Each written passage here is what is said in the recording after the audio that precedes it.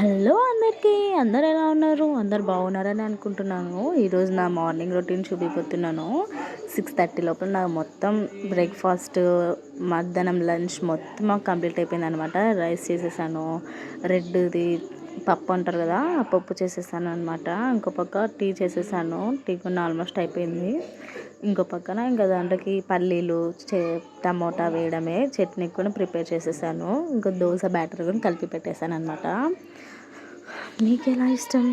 దోశని egg దోశతో తినడమా, normal దోశతో తినడమా, లేకపోతే red చట్నీతో తినడమా? ఏ దోశతో తింటే మీకు బాగుంటుందో దాంట్లో కామెంట్ చేసి చెప్పండి. ప్లీజ్ మీకు మన వీడియోస్ నచ్చినట్లయితే please like and share, subscribe. నేనైతే ఇప్పుడు రెడ్ చట్నీతో వేస్తున్నాను అనమాట. రెడ్ చట్నీ అలా బాగా కలిపేసి స్ప్రెడ్ చేసేసి దోశ మీద లైట్గా అక్కడక్కడ పప్పుల పొడి వేసుకుంటే చాలా బాగుంటుంది. నాకు చాలా ఇష్టము. పల్లీల చట్నీ ఇది వేసుకొని తింటుంటే సూపర్గా ఉంటుంది. ప్లీజ్ మీకు మన వీడియోస్ నచ్చినట్లయితే please like and share, subscribe guys.